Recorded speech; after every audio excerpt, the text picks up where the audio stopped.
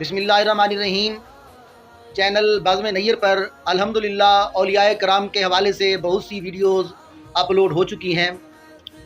اس حوالے سے کافی حد تک ویڈیوز دربار عالیہ وادی عزیز شریف چنیوٹ سے متعلق بھی اپلوڈ کی گئی ہیں۔ کچھ دوستوں کی فرمائش پر کہ حضور خواجہ خواجگان خواجہ محبوب الہی کی زندگی پر ایک مختصر سی ویڈیو بھی بنائی جائے، تو پیش خدمت ہے حضور خواجہ خواجگان خواجہ محبوب الہی کے حیات زندگی پر مختصر سی ویڈیو۔ پیر طریقت راہبر شریعت واقف رموز حقیقت خواجہ خواجگان خواجہ محبوب الہی نسیم، آپ اپریل 1956 میں دربار عالیہ وادی عزیز شریف میں پیدا ہوئے۔ جب آپ کی پیدائش کا پتہ تاجدار مہری حضرت خواجہ نواب الدین کو چلا تو آپ تشریف لائے اور خواجہ محمد علی سے پوچھا کہ بچے کا نام کیا رکھا گیا ہے۔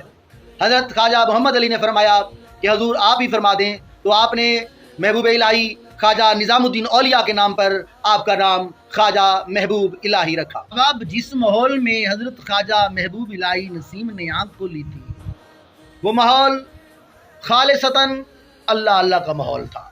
اس ماحول میں ہمہ وقت اللہ کی آوازیں کانوں میں پڑتی تھی، صلی علی نبینا صلی علی محمد ان کی آوازیں کانوں میں گونجتی تھی، انت الہادی انت الحق کا فلسفہ کانوں میں گونجتا تھا۔ بس یہی وجہ تھی کہ آپ بچپن سے ہی ہمیشہ باوضو رہتے تھے اور یا حافظ و یا حفیظ کا ورد آپ کی زبان پر رہتا تھا۔ نماز کی پابندی آپ ہمیشہ فرمایا کرتے تھے۔ بچپن میں ایک بار ایک نماز قضا ہو گئی تو خواجہ محمد علی صاحب نے آپ کو 100 رکعت دھوپ میں پڑھنے کا حکم صادر کیا اور اس کے بعد آپ کی کوئی نماز قضا نہ ہوئی۔ بچپن سے ہی آپ ختم خواجگان میں حصہ لیا کرتے تھے۔ تعلیم کے لحاظ سے ابتدائی ناظرہ آپ نے دربار عالیہ کے خطیب حافظ محمود احمد صاحب سے آپ نے پڑھا۔ مڈل تک تعلیم آپ نے چنیوٹ شہر میں حاصل کی۔ وہاں کے اساتذہ آپ کی شخصیت سے بہت متاثر ہوئے اور وہ سمجھتے تھے کہ یہ بچہ کسی خاص مقصد کے لیے پیدا ہوا ہے۔ خصوصاً وہاں کے ہیڈ ماسٹر نے ایک دن سب طلباء کے سامنے آپ کی بہت تعریف کی اور فرمایا کہ یہ بچہ کسی خاص مقصد کے لیے اس دنیا میں آیا ہے۔ اس کے بعد آپ کو سرگودا میں دینی تعلیم حاصل کرنے کے لیے وہاں پر بھیجا جاتا ہے۔ علامہ مولانا مفتی فضل الرحمان کے پاس آپ فقہ اور حدیث کی تعلیم حاصل کرتے ہیں اور وہاں سے دورہ حدیث مکمل کرتے ہیں۔ یہ 1965 کی ایک محفل تھی اور نورانی محفل تھی۔ اس میں حضور خواجہ خواجگان قبلہ عالم خواجہ محمد علی تشریف فرما تھے کہ خواجہ محبوب الہی تشریف لائے اور اپنا ہاتھ قبلہ عالم کے ہاتھ پر رکھ دیا اور دست بیعت ہو گئے۔ دست بیعت کے بعد آپ فنا فی المرشد کی منازل طے کرتے ہوئے دربار عالیہ پر سنگیوں کے ساتھ بہت زیادہ کام کیا کرتے تھے۔ دھوپ میں سنگیوں کے ساتھ آپ پتھر ڈھوتے تھے، پتھر توڑتے تھے، دیواریں تعمیر کرتے تھے۔ کسی نے کہہ دیا آپ تو شہزادی ہیں، فرمایا میرا دل کرتا ہے میں دربار شریف کی خدمت کروں۔ تو یہ وہ دور تھا جب آپ فنا فی المرشد کی منازل میں اپنے آپ کو دربار عالیہ کی خدمت کے لیے ہمیشہ مگن رکھتے تھے۔ یہ 7 اگست 1972 تھا۔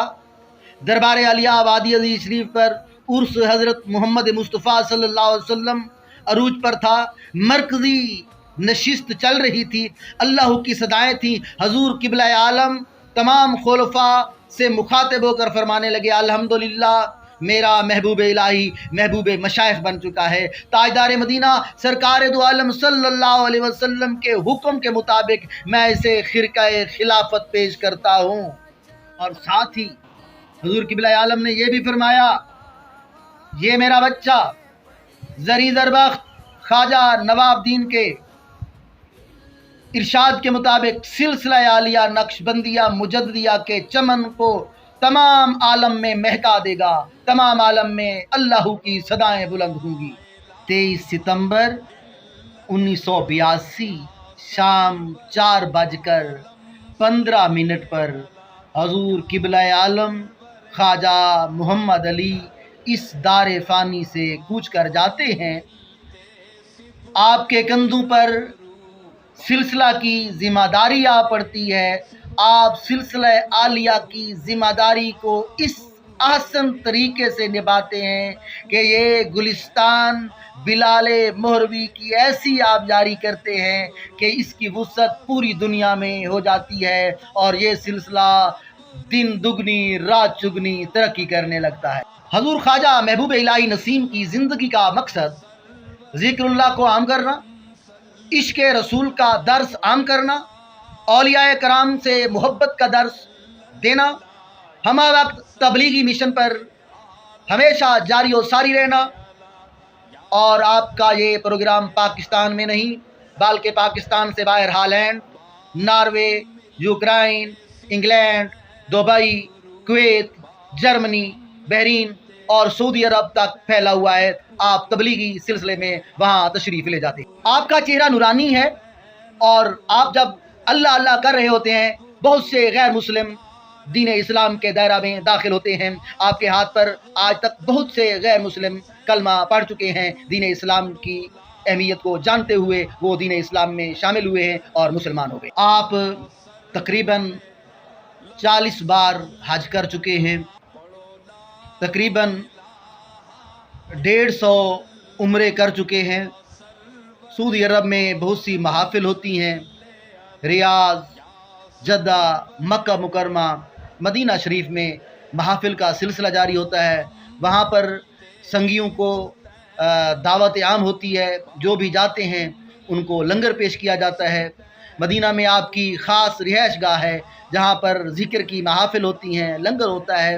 وہاں پر ایک ادب کا دائرہ ملحوظ خاطر رکھتے ہوئے محافل ہوتی ہیں۔ اعتراض کرنے والے اگر اعتراض کریں تو انہیں کہو ایسی شخصیت جن کا سارا دن اللہ اللہ کرتے سفر میں گزرے اور پھر رات گئے تک محافل کا سلسلہ ہو، اٹھتے بیٹھتے چلتے پھرتے اللہ حق ہو کی صدائیں ہوں، صلی علی نبینا صلی علی محمد کی آوازیں آتی ہوں، تو اس کے علاوہ آپ کیسے اولیاء چاہتے ہیں؟